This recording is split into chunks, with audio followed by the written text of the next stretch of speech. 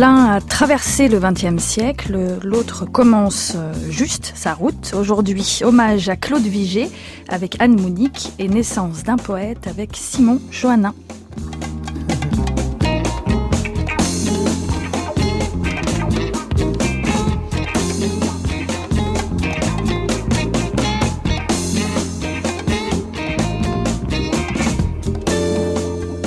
La Compagnie des poètes par Manou Farine.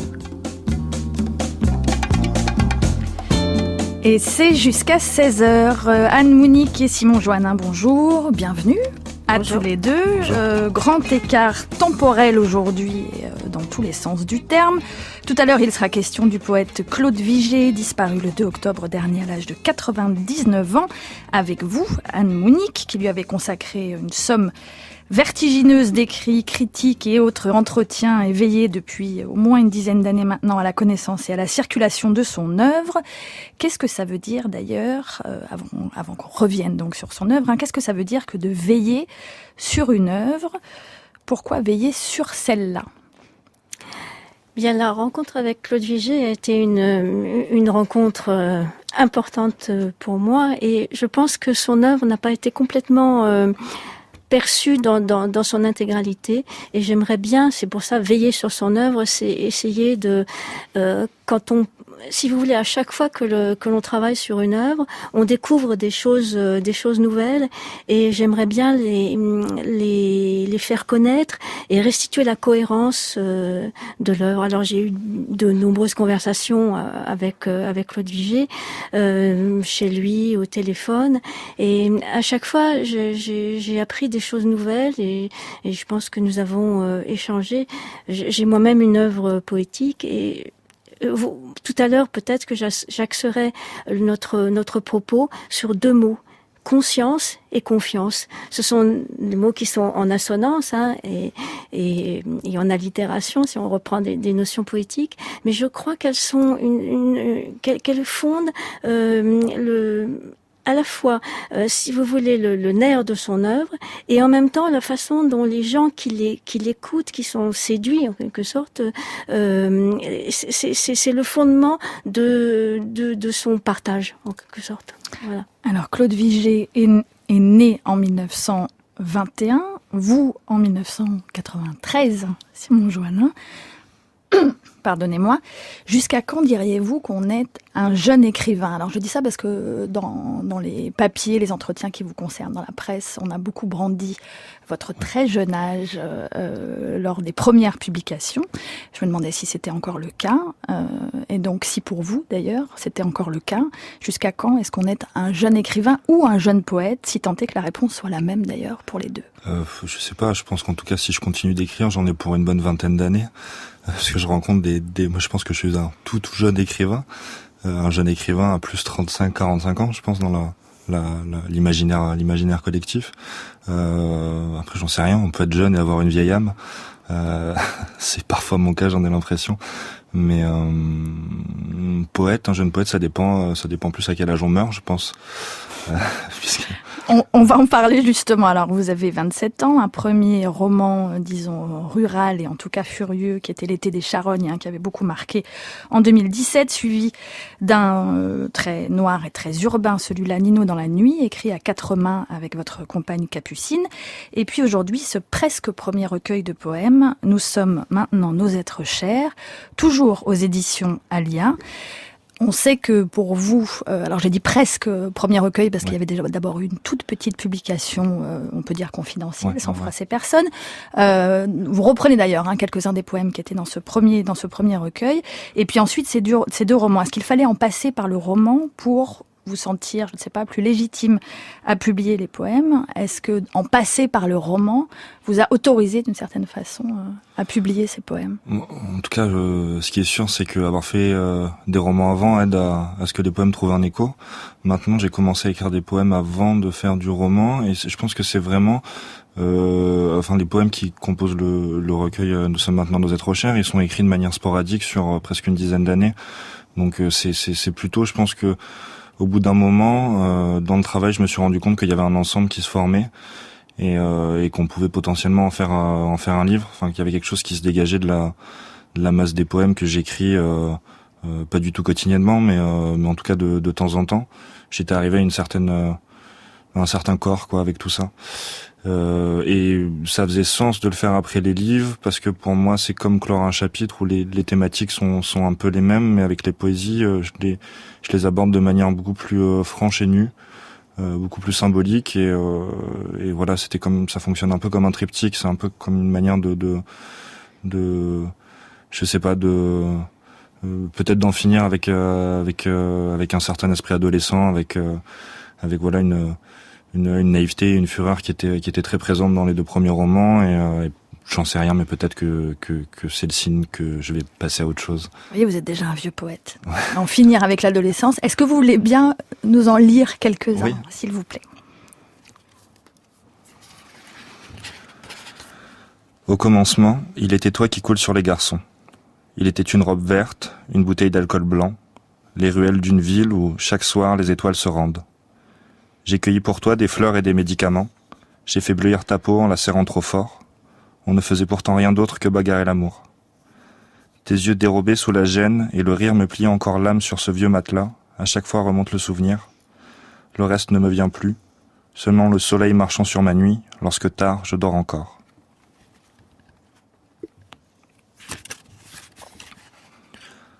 L'argent qu'on te propose, les choses que je vole, la vodka et les extraterrestres qui, tapinant, se claquent le cul sur mon passage. Des crinières blondes, rousses, brunes, de ces génies des rues. Elle danse le poignet cassé, en avant. Elle n'a pas de ventre et beaucoup d'espace. La nuque pliée, elle fait tomber l'histoire dans l'eau de son corps et commence. Elle saute, ses lèvres se touchent par instants, pour qu'apparaissent les temps et les restes. Prenez conscience, mes bons gros chauds. Prenez conscience que sous la cabine de verre, le monde regorge de sentiments.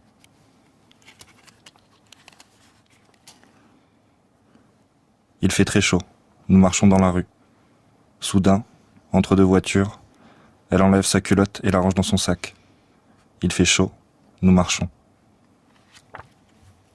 Merci. Merci beaucoup. Alors, les poèmes sont là d'une certaine façon déjà dans les romans, parce que c'est vrai qu'on retrouve des motifs dans les deux, et dans les 2 premiers romans, et puis dans ce recueil de poèmes, on y retrouve des corps jeunes, des corps impatients, des corps précaires, le désir, la vodka, les chiens, la fête, l'ivresse, le sang, le rêve, la rue, la nuit, beaucoup, les rencontres, les déclassés, les bagarres, l'amour, beaucoup, et puis cette écriture qui en passe par l'image, comme une sorte de relevé de sensations. Au fond, on a le sentiment, en lisant, si on a la chance d'avoir lu les 3, on a un peu le sentiment que les poèmes étaient une sorte ces poèmes-là sont une sorte de précipité de vos romans. Et d'ailleurs, les poèmes eux-mêmes, même s'ils sont très organiques, semblent très essorés. À ras, on l'a entendu là à vos lectures, ils sont souvent très très courts, parfois simplement un vers ou 2 ou 3 vers. Est-ce que ça veut dire que écrire pour vous, c'est retirer, c'est soustraire? Est-ce que c'est là le mouvement de votre écriture? En tout cas, purement dans la méthode de travail, j'arrive et on arrive avec Capucine à quelque chose de Capucine simple. Qui est votre compagne, avec qui vous avez signé le dernier. Avec qui j'écris Nino dans la nuit, avec qui je travaille, qui est présente sur tous les projets que je fais. C'est quand on arrive à ce qui reste, une fois qu'on a enlevé tout ce qui semblait superflu, qu'on tient quelque chose peut-être. Donc c'est vrai que ce geste d'enlever tout ce qui n'est pas nécessaire, il est essentiel autant pour le roman que pour la poésie. Et voilà, c'est d'arriver à ce qui tient envers et contre tout, et qu'est-ce qui reste une fois qu'on a enlevé toutes les scories, toutes les vieilles peaux, tout ce qui est nécessaire à la construction d'une histoire ou d'un poème. Et voilà, le but c'est vraiment d'arriver à quelque chose d'assez essentiel. Ouais. C'est quoi le gras? C'est quoi les scories? Ça dépend. C'est-à-dire que souvent quand j'écris, il y a un gap qui se fait entre ce que ma tête voudrait écrire et ce que mes mains écrivent. Il y a toujours des choses qui se mettent en plus ou en trop. Il y a beaucoup de remaniements. Et c'est ce qui ne reste pas avec le temps à la lecture aussi. Ce qui est trop versé dans le sentiment, parce que même quand on parle de sentiment, il y a un moment donné où on peut dépasser certaines limites. C'est un peu le risque. C'est toutes ces choses-là et tout ce qu'on finit par ne plus aimer aussi à un certain moment, tout ce qui n'est pas nécessaire en fait. Alors lire ces poèmes, c'est un peu lire un album de souvenirs fulgurants, voire un album d'images, et l'image chez vous, elle fait écrire. Que je vous aime. Regardez, je commence à être saoule et je bégaye. Et c'est absolument horrible parce que ce que je dis, je le pense réellement. Et je pourrais rester tout le temps avec vous, tellement je me sens heureuse. Je me sens aimée par vous deux. Et l'autre qui me regarde avec ses yeux enclouis de mythes, d'un air sournois en pensant: oui, ma petite, tu peux tout reposer, mais je t'aurai. Je vous en prie, Alexandre, je joue pas la comédie, mais qu'est-ce que vous croyez? Pour moi, il n'y a pas de pute. Pour moi, une fille qui se fait baiser par n'importe qui se fait baiser n'importe comment n'est pas une pute. Pour moi, il n'y a pas de pute, c'est tout. Tu peux sucer n'importe qui et faire baiser par n'importe qui, c'est pas une pute. D'accord.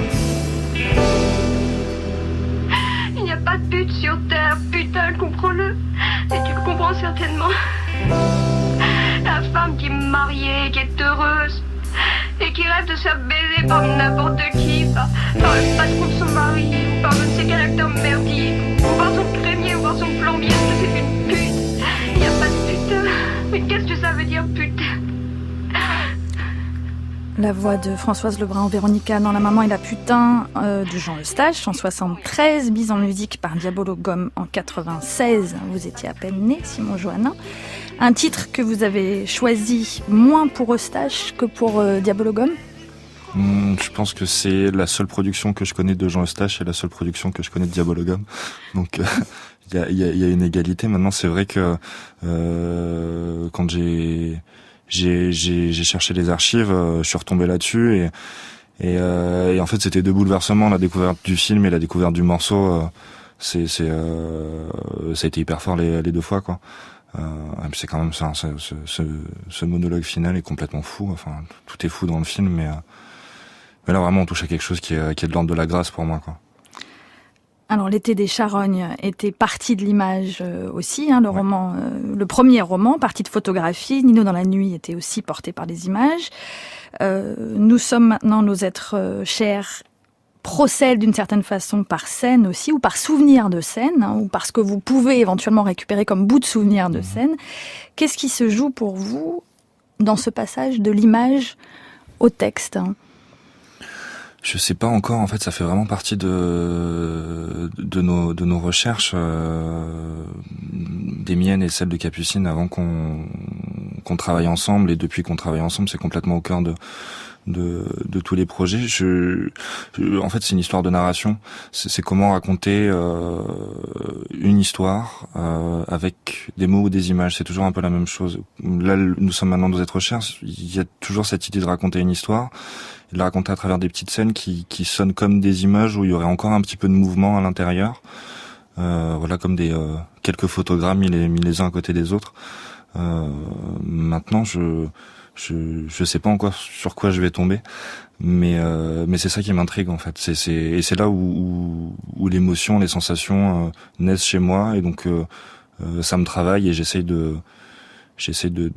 d'apporter des réponses qui sont sensorielles, parce que je fonctionne pas tellement à l'intellect dans le travail. Je suis dans quelque chose qui est très à fleur de peau, qui est très dans la sensation physique, et ensuite voilà, on voit ce qui reste, et qu'est-ce qu'on peut transmettre et donner à la lecture avec tout ça. S'en remettre alors aux images, est-ce que c'est alors on a bien compris que ça pouvait être aussi une impulsion narrative, de commencer, de partir de l'image, mais est-ce que c'est aussi une façon, au fond, je ne sais pas, de ne pas faire confiance aux mots, ou de ne pas faire confiance au texte, ou c'est aussi prendre acte de la génération qui est la vôtre et qui a été tout autant nourrie aux images que nourrie aux mots, peut-être même davantage nourrie aux images qu'aux mots? Oui, c'est sûr que nous, en tout cas moi je fais partie d'une génération où on a autant l'habitude, même plus, de manipuler les images au quotidien que les mots, et on est beaucoup plus performant souvent avec les images qu'avec les mots. En tout cas, je le sens, ne serait-ce qu'à travers mes lectures, qu'on a beaucoup perdu en termes de langage, en termes d'instruction. On est beaucoup plus fragile, je pense, dans le texte quand on a mon âge aujourd'hui que quand on avait 25 ans il y a 50 ou 60 ans, où où l'instruction était beaucoup plus rigide qu'elle ne l'est aujourd'hui. Mais qu'est-ce que vous avez perdu? Je pense du vocabulaire, de la grammaire, de la structure grammaticale, tout ça c'est des choses. Moi, par exemple, je suis quelqu'un qui fait beaucoup de fautes, qui a besoin de beaucoup retravailler pour arriver à quelque chose qui est grammaticalement correct. C'est pas du tout quelque chose qui est facile pour moi. Même des fois, comme j'écris souvent à l'ordinateur, je fais des fautes de frappe où je mets phonétiquement un mot à la place de l'autre parce qu'il sonne pareil dans ma tête et que j'écris vite. Et des fois, ça donne des phrases qui ont aucun sens. Il faut vraiment que je me relise pour comprendre ce que j'ai voulu écrire. Je pense que c'est pas du tout les mêmes mécanismes d'écriture que ceux desquels on est héritier. Mais pour en revenir aux images, je pense que c'est aussi un rapport à l'intimité en fait, parce que c'est ce qu'on garde des autres, beaucoup plus aujourd'hui que leurs mots. Et c'est vrai que moi, quand je me replonge dans mes courtes et petites archives, elles sont essentiellement visuelles. Et donc je pense que tout ça joue sur le fait de vouloir faire naître à tout prix des images en écrivant et de Capucine, la première fois qu'elle a lu le recueil de poésie, elle m'a dit mais j'ai l'impression de voir un album de photos souvenirs. Et c'est vrai qu'il y a alors que c'est pas forcément des souvenirs partagés, mais c'est vrai qu'il y a cette idée là quoi de retransmettre des choses dont on n'a pas gardé la mémoire par l'image. Et donc le texte permet de ne pas les perdre et aussi de les transfigurer pour arriver à quelque chose qui n'est plus exactement ce qu'on a en soi, mais qui est suffisamment intéressant pour qu'on le donne à lire aux autres. Vous faites bien. Ça titube pas mal aussi, littéralement et formellement, dans vos poèmes en tout cas.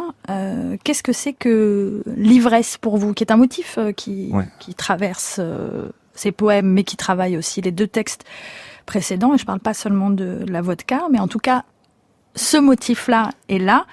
Ce motif-là est là comme sensation. Qu'est-ce que c'est, au fond, que l'ivresse pour vous, dès lors qu'on parle de littérature? Est-ce que c'est une expérience presque plastique? Oui, en tout cas, je pense que l'ivresse au sens littéraire, tel que j'ai pu quelquefois, toute petite fois, l'expérimenter dans l'écriture, c'est un délire pour moi. C'est vraiment un délire. C'est le moment où d'un coup, il y a un champ de liberté qui s'ouvre qu'on soupçonnait pas et dans lequel on s'engouffre et on se met à faire quelque chose dont on ne savait pas du tout qu'on était capable de le faire la minute d'avant. Parce qu'il y a une mise en état dans le travail, parce qu'à un moment donné, on fait chauffer la machine et puis elle finit par s'emballer et puis on va beaucoup plus loin que ce qu'on pensait vouloir aller. Et je trouve que c'est ça qui est intéressant, en tout cas dans la forme, c'est de pas essayer d'imiter quelque chose, mais de laisser la place à l'inattendu, de descendre en soi et d'un coup de se laisser surprendre par ce qu'on fait malgré soi. Enfin, en tout cas, moi, souvent, je le fais malgré moi, quoi. C'est après coup, je m'en rends compte, j'ai pas tant que ça la sensation que ce que je fais m'appartient. Aussi parce qu'il y a beaucoup de collectifs dans le travail. Mes textes sont beaucoup lus. Il y a des textes que j'écris parfois à plusieurs. Donc ça dépend vraiment. Mais en tout cas, pour la poésie, souvent, il y a des textes dans le recueil, je me souviens absolument pas de qu'est-ce qu'ils veulent dire exactement et de quand je les ai écrits. Mais il y a quelque chose qui tient. Alors du coup, je les ai gardés. Parce qu'il y a quelques poèmes qui datent. Alors vous, ça doit vous sembler très loin, mais de 2013, 2014, je pense. Pour les premiers, vous parlez d'expérience collective. Finalement, c'est ce qu'on retrouve aussi quasiment dans chacun des poèmes, c'est-à-dire qu'il y a peu de poèmes qui rendent compte d'une expérience solitaire. Quasiment tous sont des poèmes de rencontre, ou en tout cas des souvenirs de rencontres de corps, beaucoup. Ça passe beaucoup par le corps. Et à propos de corps, vous avez choisi, Simon Joannin, une archive un peu particulière. C'est Juliette Gréco, répondant à Jean-Marie Cavada dans La Morge du siècle. On est en septembre 92. En 1946, Juliette Gréco, vous croisez Boris Vian. Comment ça se passe? Quelle impression vous fait-il, presque instinctivement, presque immédiatement? À quoi ressemblait-il physiquement, au fond? Il était d'une grande beauté. Il était d'abord d'une très grande beauté et d'une beauté très étrange, d'une beauté archangélique.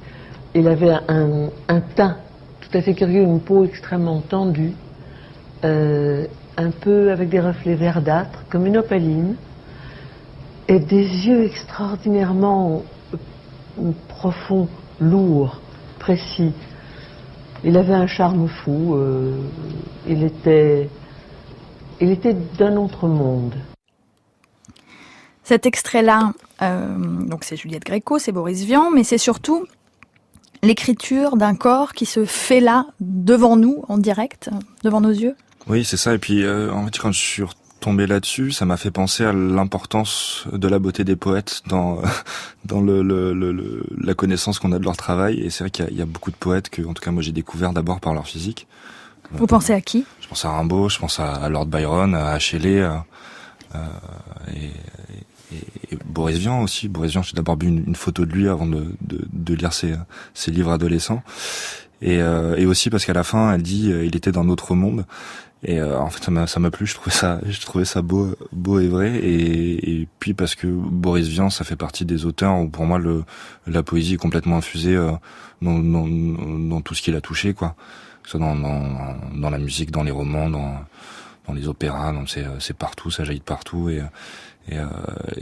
moi, ça me rassure parce que on est dans quelque chose de joyeux quand même et de complètement libre. Comment est-ce que vous vous décririez ? Moi, je sais pas trop. Je sais pas quoi vous répondre. Je dirais que je suis un peu trop versé dans la mélancolie parfois et incapable de solitude aussi. Oui, ça se lit. Ouais. Ça se lit dans vos textes. Vous parliez de la beauté des poètes. J'aurais pu demander à Anne-Monique d'ailleurs de vous décrire. Mais Oh là, c'est difficile. Je l'ai rencontré tout à l'heure en bas, donc on a fait connaissance tout de suite. J'ai vu une grande silhouette arriver avec une grosse valise, et puis bon, là je vois vos yeux qui brillent. Voilà, c'est peut-être l'éclairage d'ici, mais ça donne dans vos yeux une lueur qui est bienvenue et qui donne une ouverture à votre visage, comme si les yeux rayonnaient, vous voyez, comme des étoiles au milieu de votre visage. Écoutez, je prends. C'est vrai ? C'est gentil, c'est vrai. Alors, puisqu'on parlait de visages, de corps qui sont très très présents dans votre littérature de manière générale, même si c'est pour le moment une courte littérature, mais en tout cas dans les 3 textes qu'on vous connaît, qu'est-ce qu'il en est de ces corps si présents et des corps grandis, comme vous l'avez fait dans un hameau au pied de la Montagne Noire, à la frontière entre l'Aude et le Tarn, pour être précis pour ceux qui connaissent, des corps qu'on imagine en liberté, en même temps que des corps très contraints par l'isolement. C'est ça, les corps de votre adolescence ? Alors la liberté était totale, mais dans le périmètre auquel on avait accès. C'est-à-dire que c'est tout ça le paradoxe de l'isolement et du milieu rural. C'est-à-dire que très jeune, on est forcé d'avoir une grande autonomie. Et donc on peut parcourir, arpenter un territoire qui, à la limite de là où peuvent nous porter nos jambes, tout simplement, quoi. Maintenant, donc je pense que c'est en tout cas tel que je l'ai vécu pour l'enfance et l'épanouissement, c'était absolument extraordinaire. Et puis petit à petit, en fait, on se retrouve oppressé par cet environnement qui a ses limites très rapidement. Et puis moi, c'était l'appel de la ville au bout d'un moment donné. C'est là où j'avais besoin de projeter mon petit corps à moi. Mais je pense après c'est vraiment une question de sensibilité, et je pense que le rapport au corps il est aussi dû au fait que là où j'ai grandi, j'avais tout un tas de personnes autour de moi qui, soit par le travail, soit par les drogues, soit par la rue, soit par plein de parcours plus ou moins accidentés, avaient des physiques impressionnants. En tout cas, moi qui m'impressionnais, voilà, j'ai le souvenir d'un gamin d'être face à des types qui avaient l'âge que j'ai aujourd'hui, qui avaient déjà 10 ans de rue dans les pattes et qui étaient à la fois musclés, abîmés, qui étaient des modèles de masculinité qui moi m'impressionnaient beaucoup. Moi qui étais très androgyne pendant très longtemps. Donc voilà, je pense qu'il y a un début de fascination qui est venu là-dedans, et sur un appel d'une force que j'avais pas, d'une force physique qui me faisait défaut et dont je ne savais pas si j'allais en être dépositaire un jour. Donc je savais pas vraiment si j'allais complètement devenir un homme, je pense, jusqu'à ce que la puberté arrive.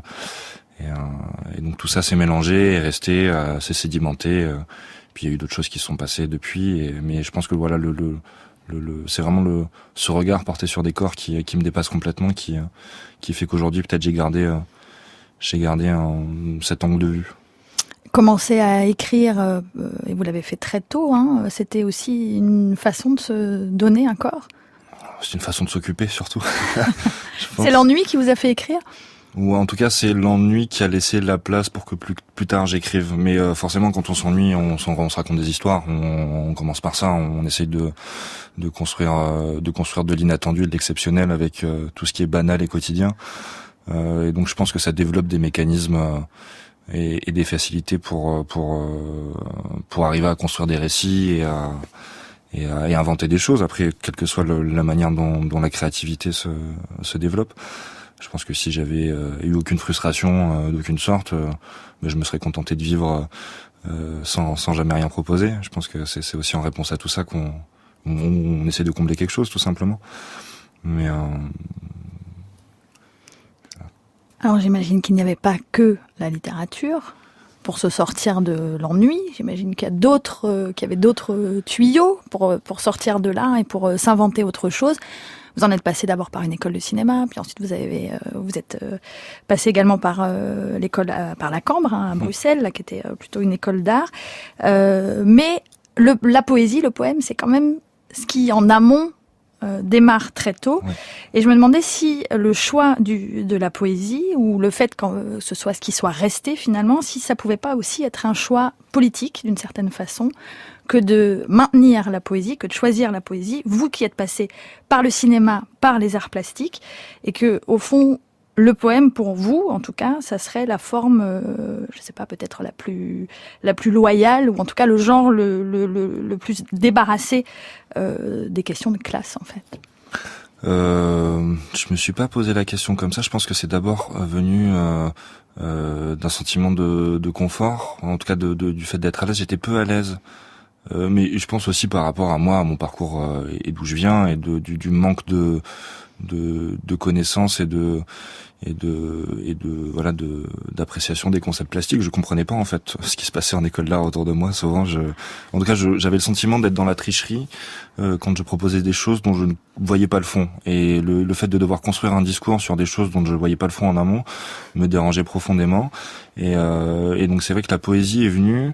Et en tout cas, en plus, moi, je fais attention. Je m'en rends compte maintenant petit à petit à ce que mes textes soient accessibles. En tout cas, dans le vocabulaire, j'utilise mes sons. C'est pas encore une fois, c'est pas un choix politique. C'est venu comme ça. Je travaille naturellement avec un vocabulaire qui est simple.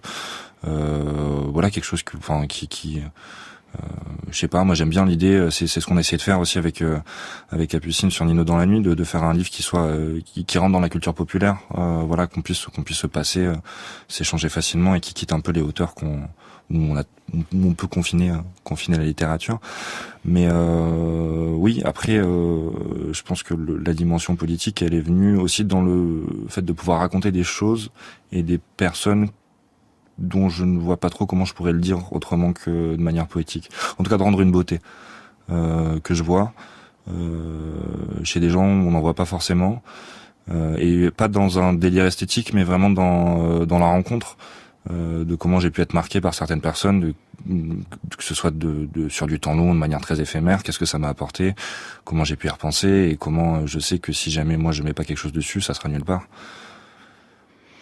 Peut-être juste pour terminer, à propos de corps, je me demandais bien sûr comment vous viviez le moment présent, c'est-à-dire la fin de la nuit, et puis la fin des rencontres, les difficultés des rencontres des corps justement, ou la rencontre des corps comme une menace. C'est compliqué. C'est-à-dire que moi, en plus, ma culture de la nuit, des rencontres nocturnes, elle se passe souvent dans des cadres qui sont pas ceux d'une très définie. En fait, c'est souvent dans des cadres underground ou illégaux.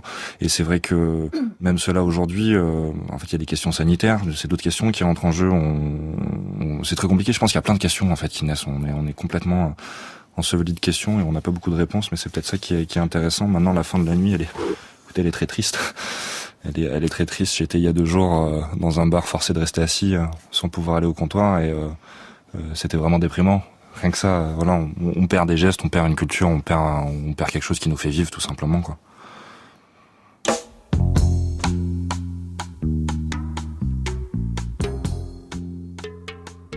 Vous écoutez France Culture.